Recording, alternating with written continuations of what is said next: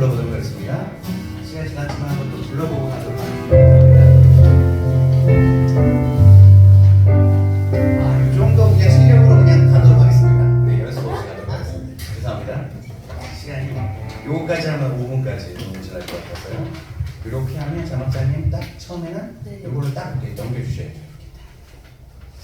제가 잊어버릴까봐 광고를 먼저 하고 들어가도록 하겠습니다. 첫 번째 광고는 5월 7일 날 5월 7일이 주일입니다.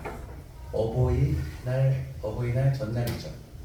그래서 기존에는 어린이 주일, 어버이 주일 이렇게 따로따로 행사를 했는데 이번에 어버이 주일을 5월 14일 날 하면 너무 늦을 것 같아서 뭐라 그러죠? 가정에 대한 행사로 같이 하기로 했고요. 또 두 가지 또 재정을 또 합쳐서 조금 힘을 몰아봤습니다. 그래서 출장부터 이렇게 하늘꿈교회 처음으로 불렀습니다. 처음으로. 그래서 저쪽 식당은 다 아마 31가지 음식이니까요. 다 차려져 있고 같고 여기서 의자를 돌리고 식사를 해서 여기서 이제 식사를 다 같이 한번 해보려고 합니다. 이제 취지는 이거예요. 평상시에 가장 전도하기 힘든 것이 가족입니다. 그렇죠? 부모님, 자녀들, 형제들. 그래서 자기 부모님 중에서, 형제님 중에서, 자녀분들 중에서 교회에 나오시지 않는 분들에게 조금 권하고 초대하려고 그런 자리를 조금 만들어 봤습니다. 그래서 메시지도 평상시와 다르게 조금 굉장히 압축해서 10분 메시지로 제가 한번 10분 넘지 않는다 15분 메시지로 좀 만들어 보려고 하고 좀 그런 시간을 가져보려고 합니다. 부모님 초대해 주시고요, 형제님, 육신의 형제입니다. 자매님, 그리고 자녀분들 초대해 주셔서 많은 분들 왔으면 좋겠고, 저희가 작년 설립 예배 때 우리 태규 형제님 오셔서 42명 최고 기록이었는데 바로 성도전라 50명으로 바로 깼습니다. 그리고 부활절날 우리 김탄팀이 다 오셔서 49명 이상도 못했는데 많이 오셨는데 이번에 목표는 60명이거든요. 그래서 60인분을 식사를 했는데 전 쉽게 깰 줄 알았어요, 마음속으로. 근데 기존에 우리 성도님들이 많이 빠지신다는 연락이 계속 오고 있어요. 목사님 죄송해요. 왜냐면 생각해보니까 5월 7일이 다 많이 모이는 날이에요, 가족들이. 우리 교회뿐만 아니라. 그래서 개인적으로 뭐 행사가 있고 여러 가지로 해서 저희 기존 mem버가 많이 빠집니다. 그래서 여러분들 많이 오셔서 자리를 좀 채워주셔서 그럼에도 불구하고 네, 우리 60명 한번 도달했으면 좋겠습니다. 태규 형제님 특별히 가족 행사 없으면 초대합니다. 오셔서 특별히 있습니까? 아이고 그날은 여기저기 행사가 많은 날이에요. 그래서 많은 분들 오셔서 참석했으면 좋겠습니다. 그리고 오늘 두 번째 광고는 오늘 예배가 끝나고 저희 집에서 간단한 다과를 저희가 급 준비해 보았습니다. 그래서 저녁에 저희는 이제 수요 예배팀은 항상 이렇게 뭐 축제예요, 그죠? 맛있는 거 먹고 커피도 마시고 공원도 놀러 가고 한 12명 정도 참석하고 있는 매주. 그래서 항상 맛있는 걸 해 먹기도 하고 심지어는 삼겹살도 막 해 먹어서 괜찮은데 상대적으로 금요일은 너무 늦은 시간이니까 이제 각자 이렇게 기도하고 하다 보니까 교제할 시간이 없어서 이번 주에 제가 한번 자리를 마련해 봤습니다. 장소를 또 옮겨서 같이 얘기를 하면 또 좋을 것 같아서 저희 집 주소는 제가 따로 말씀드리겠습니다. 어떻게 하죠? 단톡방에 올릴까요? 우리 빙탄팀은 준하 형제님 같이 오면 상관없을 것 같고요.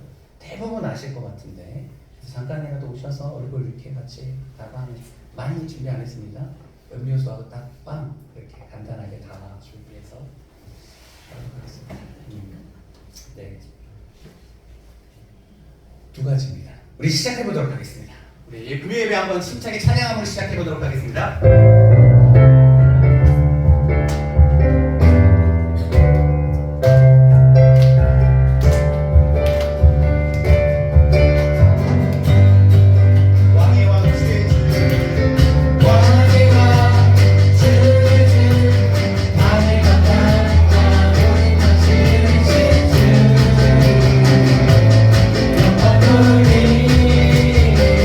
주여와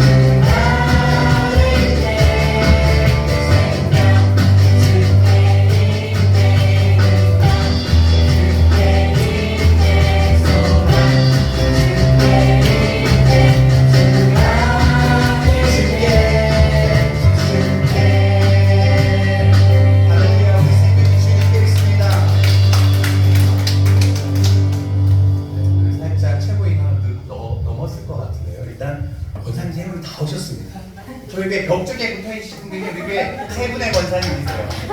박수 한번 쳐드리죠. 좀을 안 치니까 좀 웃기다. 그림이 조금 웃기다. 권사님이 약 올리는 게 제일 재밌어요. 아름다우십니다. 우리 다음도 찬송가 359장입니다.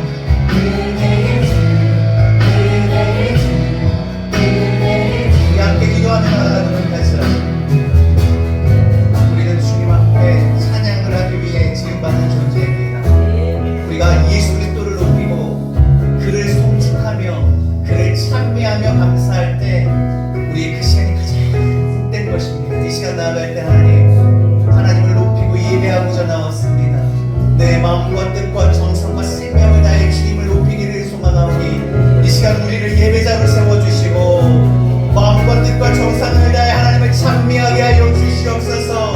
우리 영혼이 깨어나 하나님을 악망하며 주 여호와를 찬송하게 하여 주시옵소서. 우리 함께 기도하며 나아갑니다.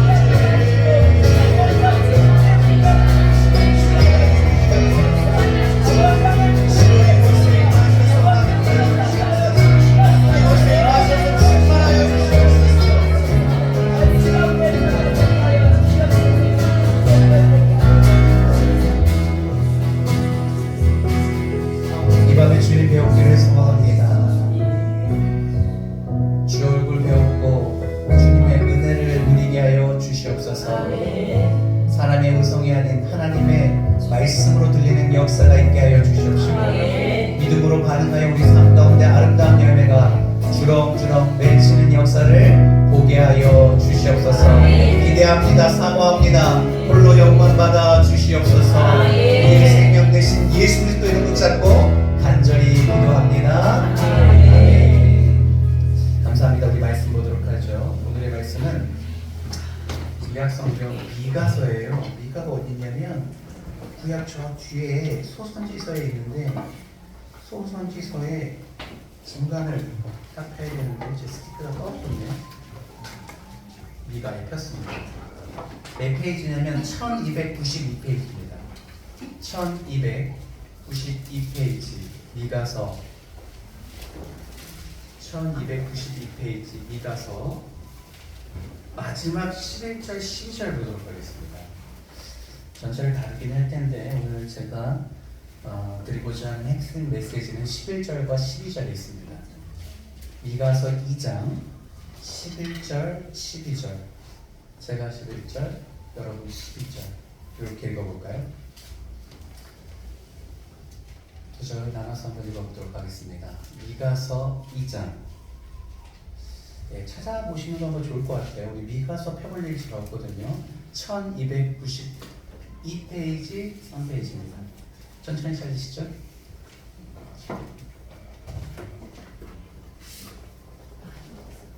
미가서 2장 11절 12절입니다. 제가 먼저 봉독합니다.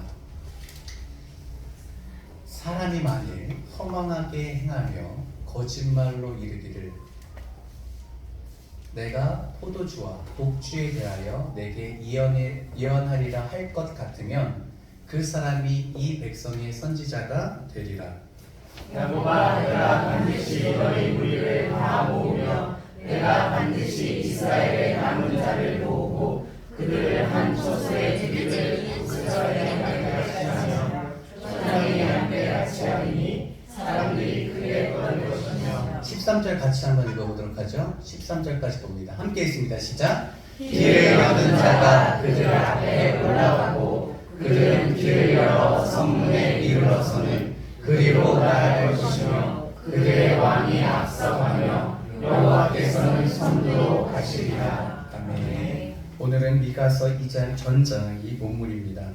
오늘 본문 미가서 2장을 본문으로 해서 깨어지고 돌파하라, 깨어지고 돌파하라 라는 제목으로 말씀을 나누려고 합니다. 오늘 함께 같은 공간에서 같은 시간에 한 하나님을 예배하는 저와 여러분들에게 하나님의 크신 은혜와 하나님의 크신 사랑과 하나님의 크신 능력과 크신 축복이 함께하기를 주님의 이름으로 축원합니다. 아멘. 주님의 이름으로 축원합니다. 아멘. 주님의 이름으로 축원합니다. 아멘. 에어컨 트자고요. 리모컨이 옆에 숨어 있었군요. 제가 설교 강단에서 부정적인 얘기, 부정의 언어를 잘 사용하지 않으려고 합니다. 그죠? 이왕이면 아닌 것보다는 긴 것, 긍정의 언어를 통하여서 힘과 격려 드리기를 원하는데 오늘 조금 도발적으로 시작하려고 하는데 제 개인적인 견해가 많이 포함되어 있습니다. 참고해 주시고 양해해 주시기 바랍니다. 이런 얘기할 때 영상 찍히는 게 굉장히 부담스러운데 저는 예배에 대한 제 개인적인 몇 가지 견해와 태도가 있습니다. 그 중에 하나는 대표 기도입니다. 저희 교회는 대표 기도가 없습니다. 수요 예배, 주일 예배, 금요 예배, 물론 새벽 예배는 대부분 안 하죠. 왜냐하면 누군가에게 잘 보이려고 사람들 앞에서 다듬어진 그 기도문을 들으면서 저는 실은 감동한 적이 없습니다. 아무 감흥이 없어요. 그렇기 때문에 제가 목회하면서 대표 기도자를 세우지 않습니다. 두 번째, 지금도 저희 교회는 성가대가 없죠. 개척교회는 성가대 세우기가 쉽지 않아요. 사람이 없으니까. 그런데 앞으로 사람이 많아져도 성가대를 세울 생각이 없습니다. 왜냐하면 성가대가 제가 하면서 있을 때는 몰랐어요. 청년대까지 성가대를 했는데 교회에서. 근데 사역을 하면서 이렇게 성가대가 아닌 입장에서 예배를 드려보니까 성가대 성가 시간만큼 지루한 시간이 없어요. 그 3분 동안 졸더라고요. 그리고 5분, 10분 길어지면 딴 생각하고요. 특히 부활절 칸탄테 할 때는 죽을 맛입니다. 지루하고 그냥 성가대 하면서 그들의 노래를 뽐내고 노래 자체에 만족하는 그것으로 끝이지 그 어떤 감흥을 받지 못했습니다. 그래서 앞으로도 찬양팀은 있어도 성가대를 만들지 않겠다. 죄송한 표현입니다. 그리고 저희 교회는 헌금이 공개되지 않습니다.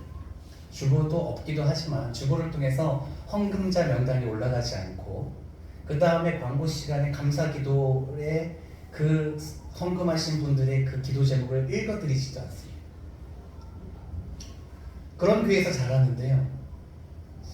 그게 별로 좋아 보이지 않았습니다. 심지어는 속물같이 느껴지기도 했습니다.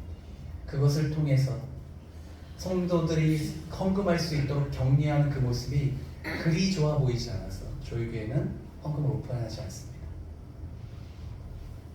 다시 한번 죄송하게 표현합니다. 저는 스스로 설교를 할 때요, 제가 설레고 제가 그것에 대해서 흥미를 갖지 않으면 설교 본문을 선택하지 않습니다.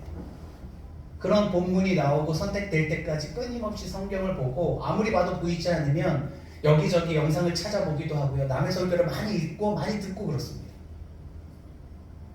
그리고 준비했다가도 그것이 마음에 안 들어서 새벽까지 엎은 경우가 허다합니다. 한 달에 한 번 정도는 새벽 12시가 다 돼가는데 그것이 마음에 안 들어서 결국 엎어버립니다. 왜냐하면 내가 내일 이 말씀을 듣고 주일날 기쁨으로 기대함으로 설레면서 심장 뛰면서 설교할 자신이 없기 때문에 엎어버립니다. 그리고 후회하죠.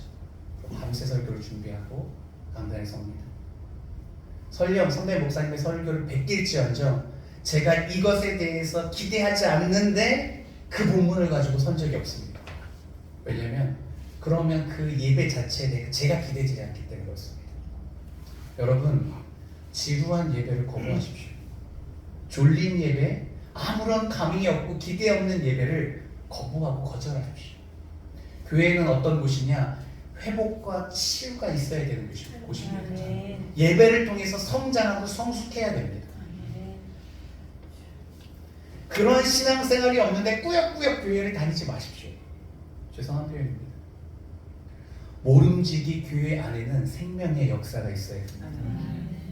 믿지 않는 이들이 예배 가운데 참여하고 예수의 말씀을 통해서 도전을 받고 갈등을 하고 그 가운데서 회심의 역사가 있고 회개와 세례가 있고 성장이 있어야 됩니다. 교회는 모름지기 부흥하는 교회여야 합니다. 성장해야 합니다. 그런 성장과 부흥이 없으면 그 교회는 병든 교회입니다.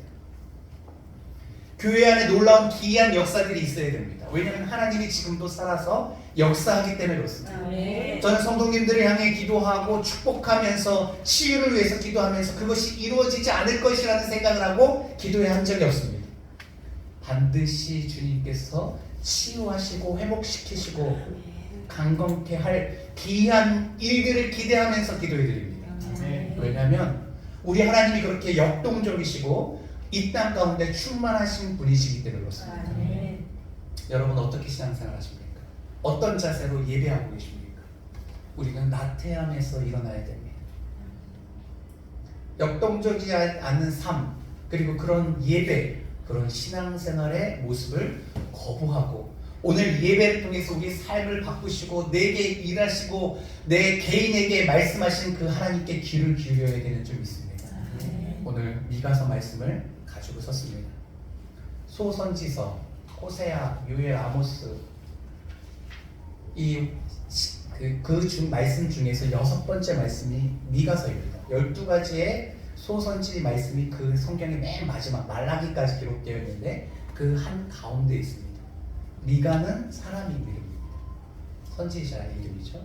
남유다의 선지자고 북쪽의 당시에는 아모스 선지자가 활동하고 있을 때였습니다. 지금으로부터 8세기 아니죠. 예수님 태어나시기 전 8세기에 활동하시던 선지자 이름이며 이름의 뜻은 이렇습니다. 여호와 같은 이가 누구인가? 이게 미가라는 뜻의 이름입니다.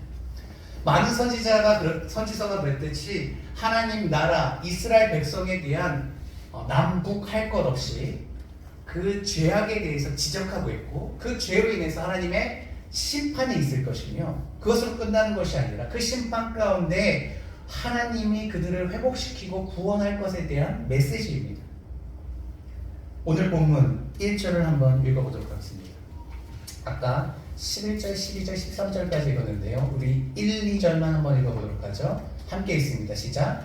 그들이 침상에서 죄를 꾀하며 악을 꾸미고 날이 밝으면 그 손에 힘이 있으므로 그것을 행하는 자는 화있을 2절.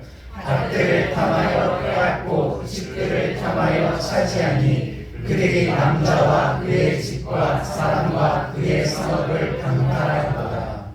앞에 2장에 있는 내용은 이스라엘 백성의 그런 죄악에 대해서 얘기하고 있는데 1절부터 5절은 일반적인 강자들이 약한 자를 강탈하는 것이고 5절부터 11절까지의 말씀은 종교적인 그들의 나쁜 행실을 얘기하고 있습니다. 그들은 침상에서 나쁜 생각을 합니다. 나쁜 작전을 짜는 것이죠. 그들이 힘 있는 자들이 어떤 생각을 하냐면 내일 일어나서 힘없는 사람들의 밭을 빼앗는다는 겁니다. 집도 빼앗고, 그죠? 그들의 산업까지 다 빼앗는다는 거예요. 강한 사람들이 약한 사람들이 빼앗을 것만 생각하고 있다는 겁니다. 근데 하나님께서는 그 생각을 이미 알고 계시다는 거예요. 근데 긍휼히 하나님께서는 그 생각을 싫어하십니다. 미워하십니다. 왜냐하면 하나님께서는 약자의 편이기 때문에 그렇죠. 심지어 8절에 보면 여인과 아이들의 옷을 벗겨서 뺏어가겠다라고 말하고 있습니다. 하나님은요 좋으신 분이십니다. 그리고 누군가를 괴롭히는 사람들을 싫어하시고 싫어하는 것으로 끝나는 것이 아니라 그들을 향해서 심판하시겠다 말씀하고 계십니다. 그런 심판의 하나님께서 오늘 살아계시고 역사하고 계시는데 그런 하나님의 상황 속에서 그러면 우리가 어떻게 이 상황 속에서 승리의 삶을 살 수 있을지 구체적으로 구원의 삶을 사는 단계를 설명해 드리도록 하겠습니다. 첫 번째는 자신의 교만을 깨뜨리라는 겁니다. 3절 읽어보도록 하겠습니다. 우리 3절 말씀 같이 읽어보죠. 시작. 그러므로 여호와의 말씀에 내가 이 족속에게 재앙을 계획하나니 너희의 목이 이에서 벗어나지 못할 것이요 또한 교만하게 다니지 못할 것이라. 이는 재앙의 때임이라 하셨느니라. 여호와의 말씀이 이 족속에게 재앙을 계획하나니 너희 목이 이에서 벗어나지 못할 것이요.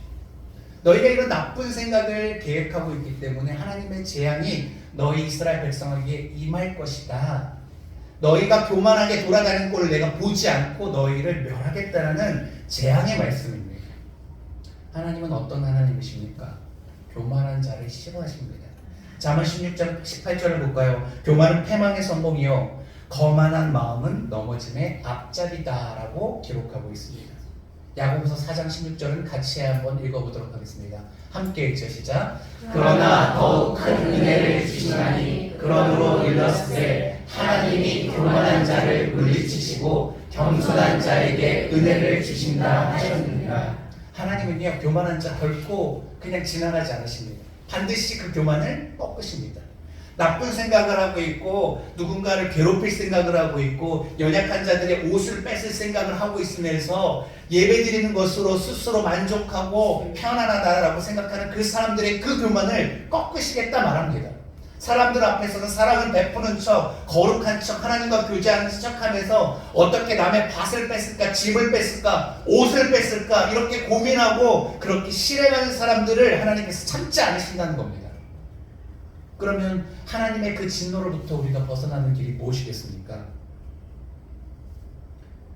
하나님이 깨시기 전에 내 스스로를 먼저 깨야 되는 것입니다. 저와 여러분은 교만한 사람입니다.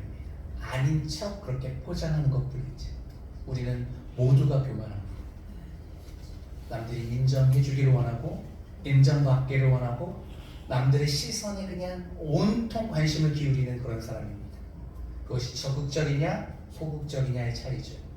하나님께서 호세아 선지자 10장 12절에 이렇게 말씀하십니다. 12절 말씀 같이 읽어봅니다. 시작. 너희가 자기를 위하여 공의를 심고 인애를 거두라. 너희 묵은 땅을 기념하라. 지금이 곧 여호와를 찾을 때니 마침내 여호와께서 오사 공의를 비처럼 너희에게 내리시리라. 호세아 선지자에게 하는 말씀이 있습니다. 그것은 무엇이냐면 너희 묵은 땅 여기 권사님들 농사 지으시는 분들이 계시는데요.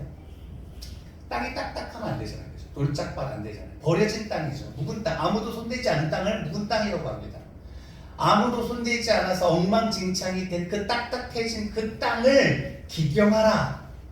기경은 뭐냐면 곡괭이 같은 걸로 찍어서 다 갈아 엎으라는 겁니다. 부드럽게 하라는 거예요. 영어로 break up이라고 표현되어 있습니다. 첫 번째 하나님의 그 파괴가 임하기 전에 우리가 스스로 해야 할 일이 있습니다. 그것은 뭐냐면 내 스스로를 내가 먼저 깨버리는 겁니다. 교만한 내 자신을 깨버리는 거예요. 제가 새벽에도 우리 교사님과 감독사님 계시는데 제가 좀 얄밉게 얘기했습니다. 세상에 시어머니들은 다 자기가 좋은 시어머니라고 생각한다. 누가 웃으시네요. 여기서 크게 웃으면 안 되는데. 며느리도 마찬가지입니다. 나만큼만 하라 그래 이런 생각이 있어요. 그죠? 나는 좋은 며느리라고 다 지금 여기 앉아 계신 며느리 이렇게 생각할 거예요. 그런데요, 시어머니들도 상처받습니다. 아파하는데 참고 얘기 안 하는 거예요. 서로가 마찬가지입니다. 교회 성도님들이요, 누군가에게 상처를 받아서 나 교회 다니기 싫다고 말하는 거예요. 실제로 설문조사를 해봤어요. 상처 받으신 적이 있습니까? 80%가 예스라고 대답합니다. 그런데 상처 준 사람은 30%로 나옵니다. 50% 어디 갔습니까? 본인이 자각하지 못하고 있는 거예요. 누군가에게 상처를 줬는데 준 것은 기억하지 못하고 받은 것만 기억해요. 그리고 사람들한테 말해요. 나 상처받아서 교회 못 다니니까 잡아달라고. 목사님한테 이렇게 컴플레인 하는 거예요. 근데 확률적으로 봤을 때 그렇게 말하는 사람이 50%의 확률이 높아요. 어떤 50%예요? 내가 상처 준지 모르는 50%. 왜냐면 30%는 내가 상처 준 걸 안다는 거잖아요. 그 아는 사람은 대부분 나도 상처 주고 상처 받았기 때문에 쌤쌤이니까 말하지 않는단 말이죠. 그런데 그 50%에 해당되는 사람은 나는 주고 받지 않았기 때문에 주기만 하고 아니죠. 받기만 하고 주지 않았기 때문에 얘기한단 말입니다. 자각하지 못하는 거예요. 무엇입니까? 저와 여러분은 교만하다는 거예요. 목회가 안 되면 목사는 누구 탓을 합니까? 성도들의 탓을 한단 말이에요. 하나님께서 싫어하신다는 거예요. 네가 악한 마음을 품고 있는 걸 아는데 너 왜 교만하게 돌아다니니? 2절에 있는 말씀입니다. 그가 돌아다니는 건 내가 보지 못하겠다는 것이죠. 여러분, 하나님이 치시기 전에 여러분 브레이크업, 여러분의 마음을 스스로 깨십시오. 묵은 땅을 기경하십시오. 부드럽게 하십시오. 아니면 하나님의 심판이 임하는데 하나님이 여러분을 치실 때는 생각보다 무서울 겁니다. 여러분, 하나님의 심판을 가볍게 여기면 안 됩니다. 하나님은 자비하신 하나님입니다. 그것을 제가 주일날 얼마나 강조했는지 모릅니다. 무조건적인 사랑이다. 그런데 읽지 않았던 3절에 어떤 말씀이 있냐면, 하나님은 하나님을 믿는, 오늘 본문의 3절이 아니고 주일 본문의 3절인데, 하나님은 믿는 자들의 자손을 천대까지 축복하는데 그렇지 않으면 3대까지 징계하신다고 말합니다. 천대까지 축복하시는 그 하나님의 자비와 3대까지 징계하시는 그 하나님의 그 징계가 비교가 되지 않지만, 그렇다고 해서 하나님께서 징계하지 않는 분이 아니라는 겁니다. 제가 읽어드리지 않았습니다. 하나님의 사랑을 강조하려고 하나님께서 여러분을 치시기 전에 여러분 스스로 내 마음의 묵은 땅을 기경하십시오. 브레이크업 하십시오. 그것이 우리가 해야 할 일입니다. 두 번째, 남은 자를 모으면 주님께서 길을 여시겠다 말씀하십니다. 무슨 말인지 12절과 13절 다시 한번 읽어보도록 하겠습니다. 12절과 13절 있습니다. 시작. 야곱아, 내가 반드시 너희 무리를 다 모으며 내가 반드시 이스라엘의 남은 자를 모으고 그들을 한 처소에 두기를 우스라의 양떼같이 하며 초장의 양떼같이 하리니 사람들이 크게 떠들 것이며 13절. 길을 여는 자가 그들 앞에 올라가고 그들은 길을 열어 성문에 이르러서는 그리로 나갈 것이며 그들의 왕이 앞서가며 여호와께서 손으로 하시리라. 하나님께서 지금 12절에 뭐라고 말하고 있냐면, 너희가 교만함으로 심판을 받을 텐데 그래도 그 중에서 하나님의 뜻을 순종하는 자가 있다는 겁니다. 자신의 그 교만한 마음을 깨고 하나님 앞에 돌아와 엎드리는 자가 있다는 거예요. 그들을 모으라는 겁니다. 그리고 하나님께서 남은 자를 반드시 모아주시겠다 말씀하십니다. 뭐입니까? 모으며 모으고. 누가요? 하나님께서 모아주신다는 거죠. 그리고 너희가 모이라는 겁니다. 두 가지 다죠. 그래서 양떼들이 모여서 떠드는 것처럼 너희들을 왁잘지껄하게 이렇게 다시금 힘을 얻게 하시겠다는 겁니다. 왜 모읍니까? 하나님께서 새로운 길을 여시기 위함입니다. 깨지는 것은 개인이 깨져요. 그런데 깨지는 것으로 끝나는 것이 아니에요. 일단 모여야 돼요. 모이면 하나님께서 모이는 이유가 있는데 새로운 길을 여시기 위함입니다 라고 13절에 말하고 있습니다.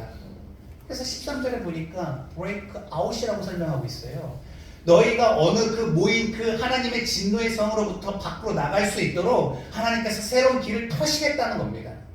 지금은 막혀있는 성읍이죠. 그리고 그 성읍은 믿지 않는 자들, 강팍으로 누군가를 압제하는 그들의 죄가 쌓여서 하나님께서 진멸하실 것이기 때문에 그 성을 떠나야 되는 거예요. 떠날 수 있도록 하나님께서 길을 여시고 그 앞길에 선두로 하나님께서 친히 서시겠다라고 말하고 있습니다. 첫 번째는 브레이크업, 두 번째는 브레이크아웃.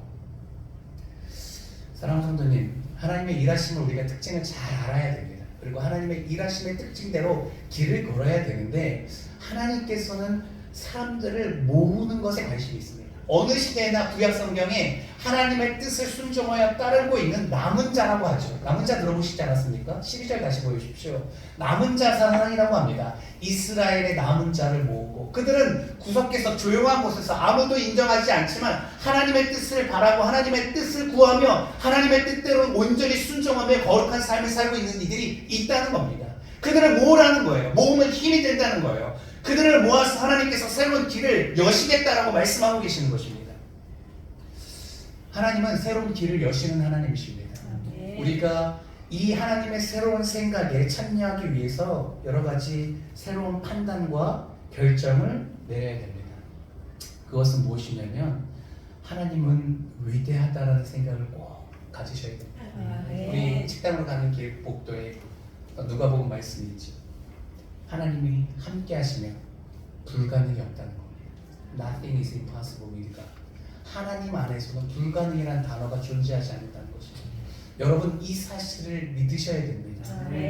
이 사실을 믿을 때 우리 삶 가운데 놀라운 일들이 생깁니다.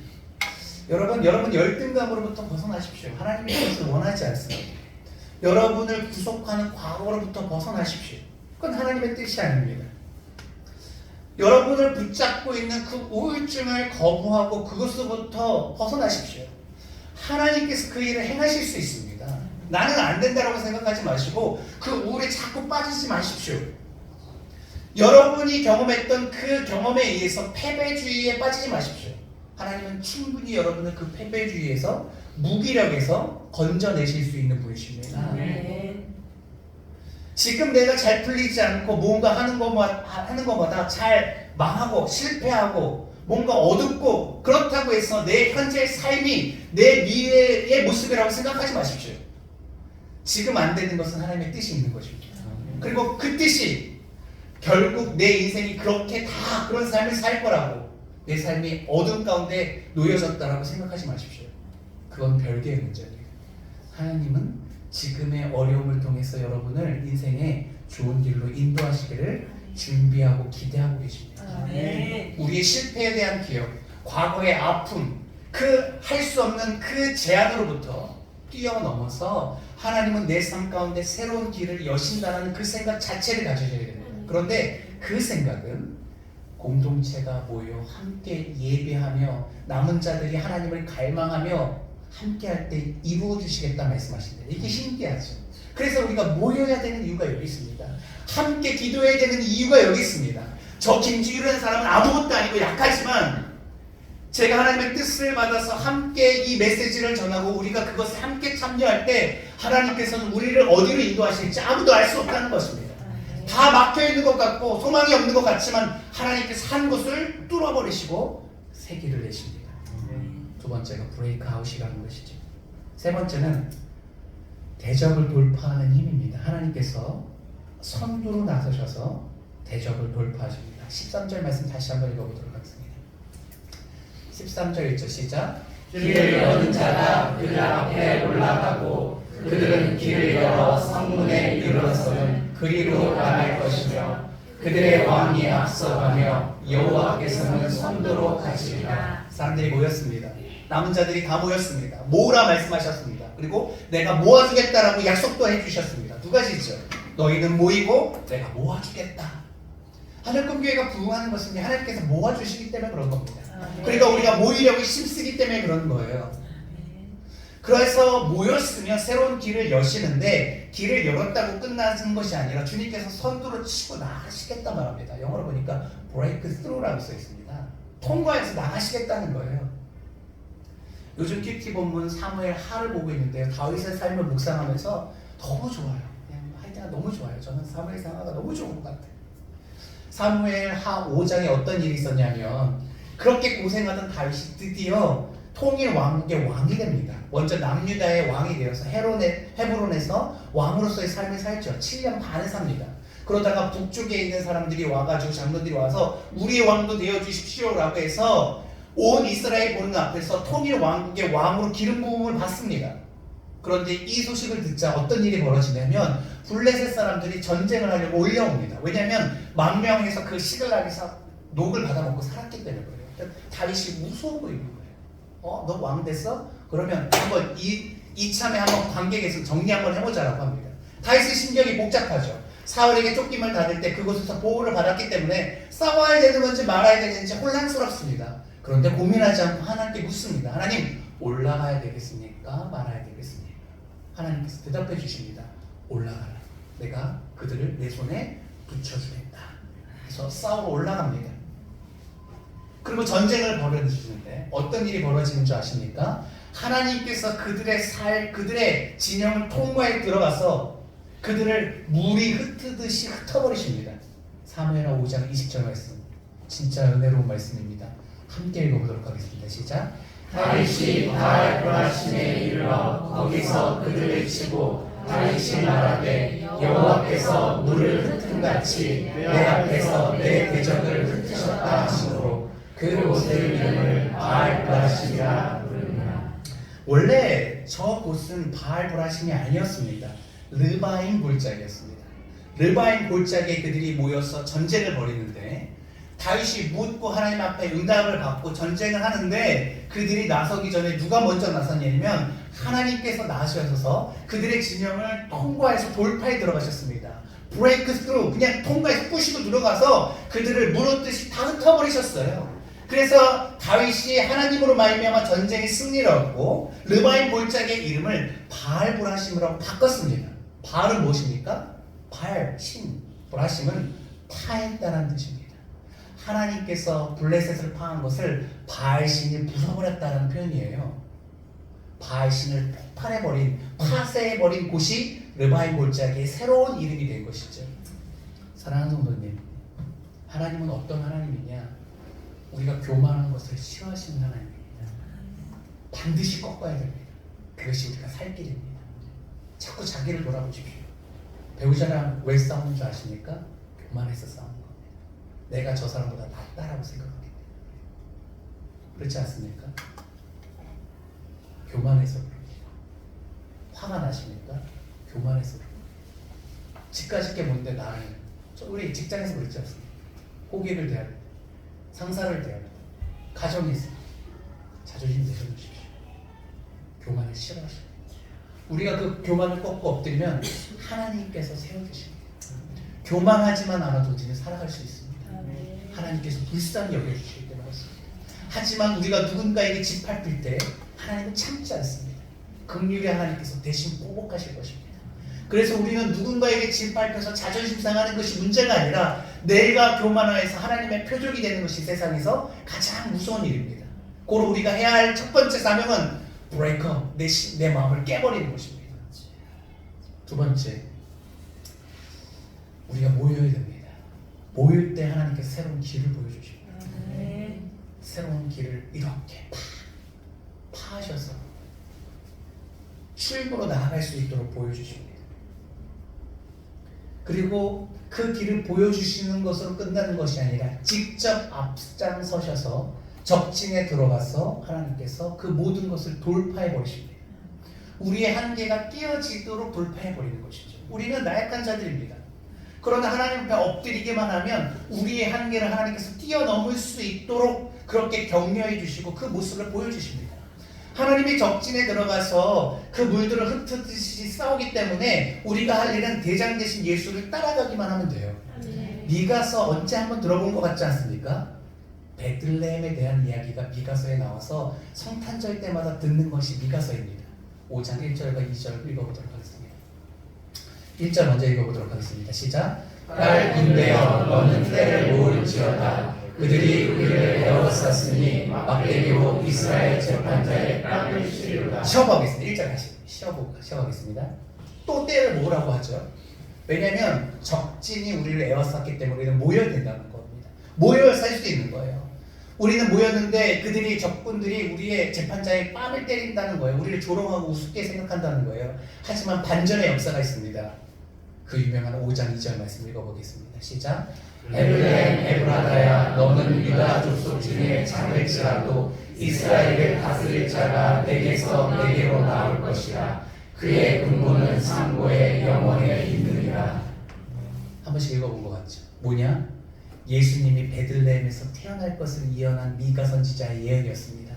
무엇이냐면 주님께서 우리의 적진으로 둘러싸여서 우리가 막 뺨을 맞고 있는데 그것을 돌파하셔서 공격하실 텐데 그 적진을 돌파하는 선두에 앞선 여호와의 주체가 누구냐면 예수 그리스도라는 겁니다. 예수님이 우리의 대장 되십니다. 그가 우리의 한계를 뚫으실 것입니다. 우리의 적군을 파쇄할 것입니다. 고로 우리는 우리를 대신해서 앞장서서 선두에 나가셔서 대신 싸우시는 예수 그리스도를 의지해야 됩니다. 전투할 때 우리가 생각을 내려야 되는 것이 숫자의 개념입니다. 상대가 숫자가 많기 때문에 우리가 진다는 생각을 내려놔야 됩니다.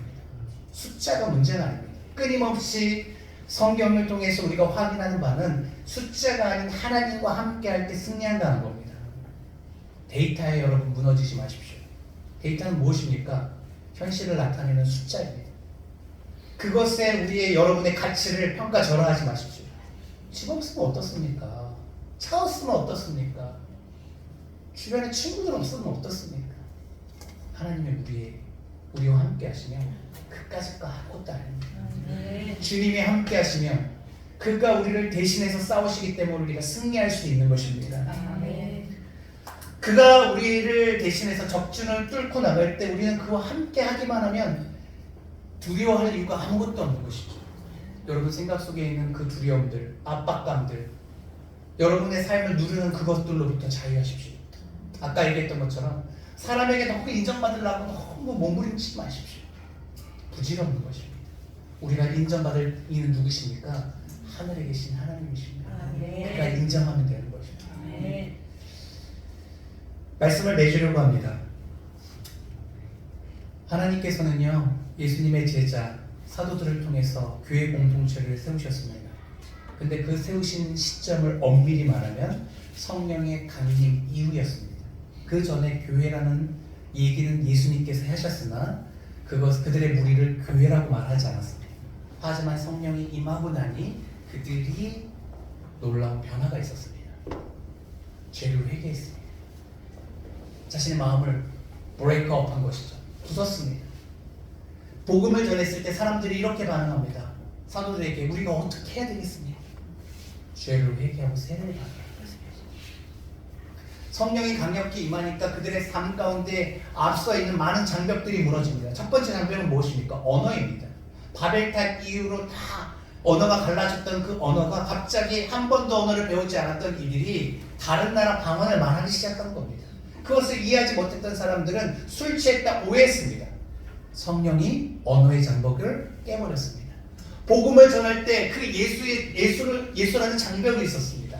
그들의 눈에는 아무리 눈 씻고 봐도 그는 나사렛 예수, 목수의 아들, 요셉의 아들에 불과했습니다. 그가 어떻게 구세주가 될 수 있냐는 것이죠. 그들의 편견이 있었습니다. 그러나 성령이 임하고 나니 그들의 편견의 벽이 깨졌습니다. 아, 그가 하나님의 아들이 맞았구나. 내 죄를 위해서 죽었구나. 어떻게 해야 되겠습니까? 살려주십시오. 회개하고 세례를 받아라. 성령이 임하니 그들의 모든 장벽들이 무너지기 시작했습니다. 자신의 교만이 무너졌고, 그리고 그 복음이 전파되는 모든 편견과 언어의 장벽과 그리고 그들의 거부함의 그런 벽들이 무너졌습니다.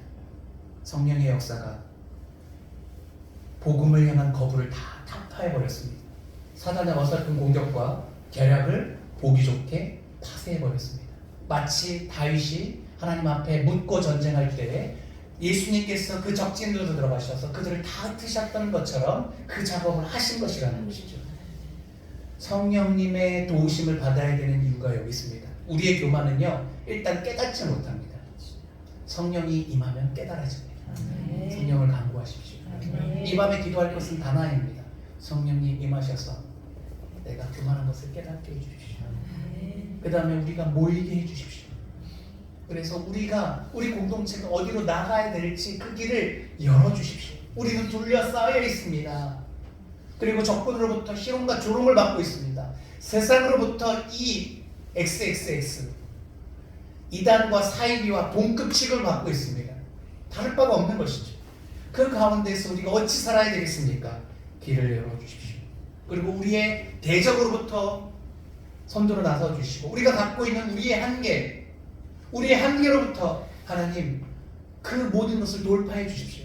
우리는 이런 생각을 갖고 있습니다. 아, 목사님 헌신도 좋은데 지금은 때가 아닙니다. 제가 지금 취업을 준비해야 되고 결혼을 준비해야 되고 있고 지금 이제 집을 사야 되고 직장을 구해야 되고 여러 가지 이유들이 있을 수 있습니다. 이유 없는 무덤이죠. 그러나 사단은 내일로 미루라고 말합니다. 다음이라고 말합니다. 그때가 아직 아니라고 내 스스로 결정하는 것이죠. 그다음 하나님은 그렇지 않습니다. 지금 이 말씀에 응답하라는 것이죠. 그리고 새 길을 여시는 그 하나님과 함께 가자라고 말씀하고 계시는 겁니다. 세 가지 단어를 기억하십시오. break up, break out, break through. 하나님의 돌파심에 우리가 참여함으로 전쟁이 승리할 수 있는 세 가지 단계입니다. 이를 통해서 주께서 승리하게 하시고 마침내 우리를 비상하사 이 험악한 세상에서 우리를 하늘로 날게 하실 것입니다. 그것이 하나님의 뜻이고 그 뜻을 따를 때 우리 인생이 가장 못된 인생이 될 줄 믿습니다. 우리 찬양한 자 부르고 기도하도록 하겠습니다.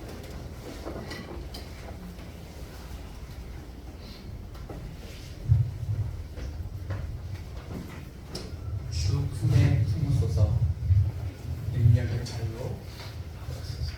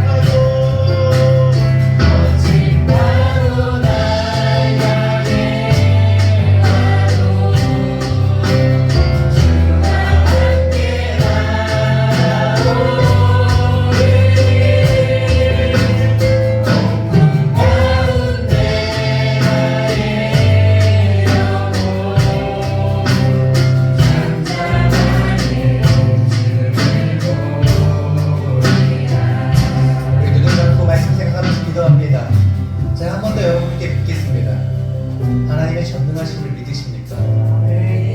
이 질문이 매우 중요합니다. 정말 이 시대에도 우리에게도 하나님께서 역사하셔서 기적과 이사를 베푸실 것을 여러분 믿고 기대하십니까?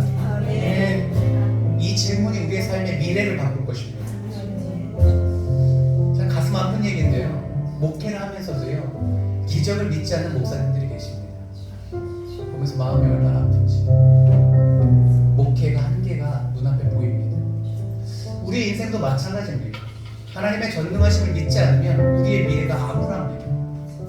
생각 자체를 바꾸셔야 됩니다, 여러분. 하나님은 공상의 존재가 아닙니다. 가상의 존재가 아닙니다. 실제로 살아계셔서 우리에게 능력을 베푸시는 하나님이십니다.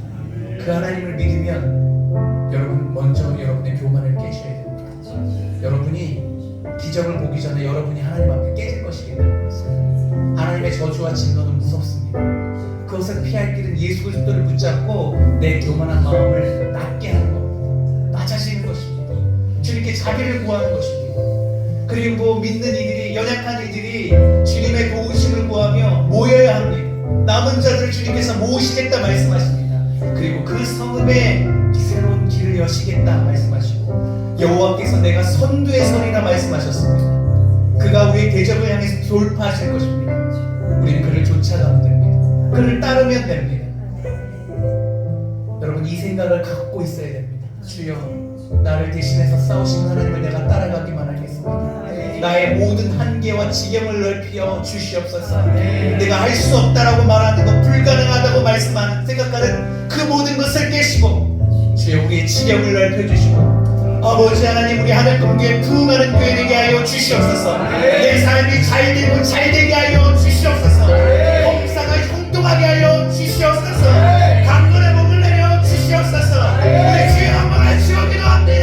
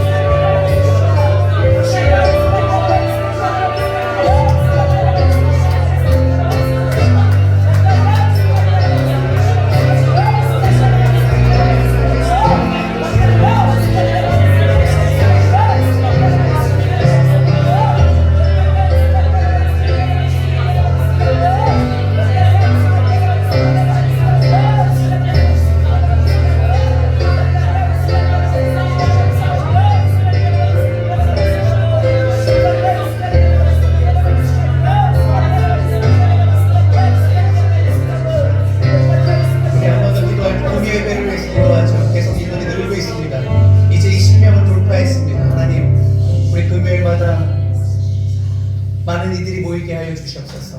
이 금요일 밤을 불타는 성령으로 불타는 밤이 되게 하여 주시옵소서. 성령의 역사가 아니면 돌파는 이미 우리 안에 없습니다. 아버지, 나 자신을 깨게 하여 주시옵시고, 아버지여, 둘러싸인 그 답답함에서 새로운 길을 찾게 하여 주시옵시고, 대적을 뚫고 먼저 공격하시는 그 하나님의 도우심을 받게 하여 주시옵소서. 금요일마다 우리가 모일 때마다 성령 충만을 사모합니다. 하나님의 영광이 이곳에 가득하게 하여 주시옵소서.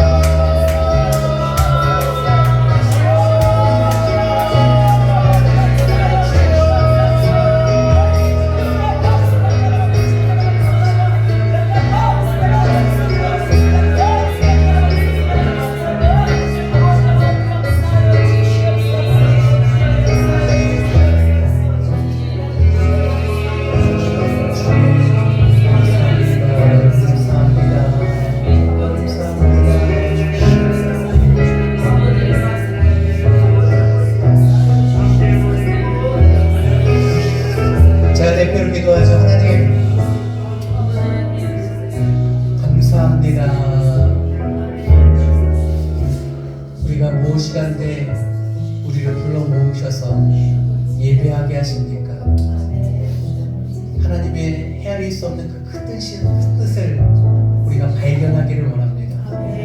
연약한 자들을 통해 당신의 뜻이 이루어지기를 소망하는 하나님의 그 간절함을 헤아리고 그 뜻 위에 서기를 소망합니다. 우리를 통하여 하나님의 나라를 이루어 주시옵소서. 당신의 꿈꾸는 세상을 만들어 주시옵소서. 쓰임받기를 소망합니다.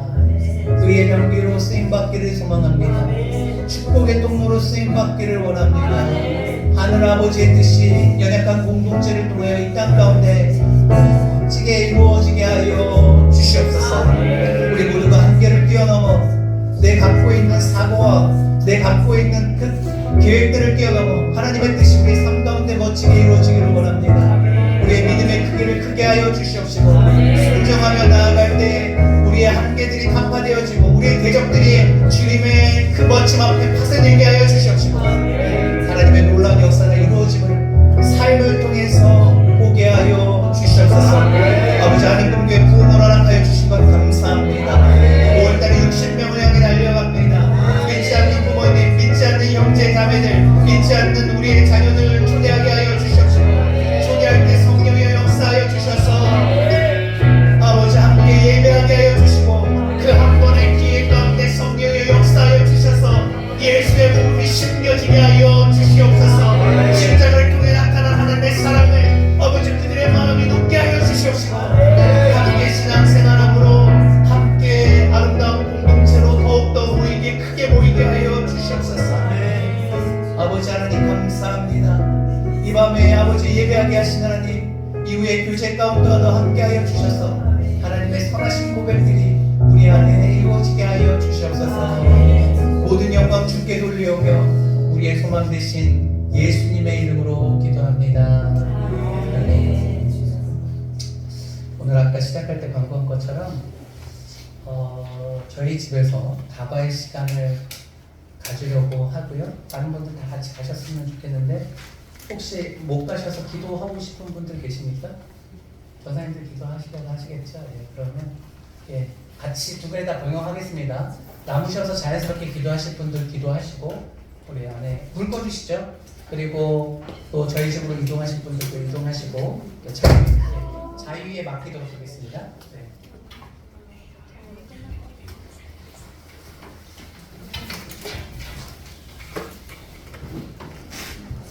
그러면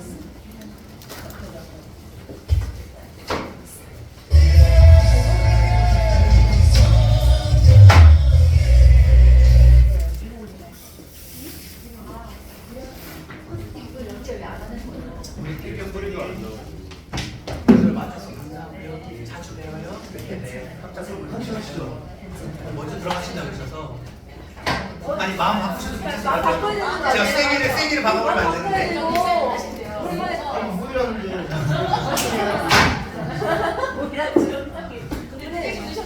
아이와 하나가 근데 이거 몇 번? 부담한 거야. 이거 할 때 같이 하셔. 이게 부담한 거야. 네, 그럼. 너무 우리 예뻤는데. 저희 집 구경하는 잠깐만 왔다 가세요. 바로 보내드릴게요. 왔다만 가세요.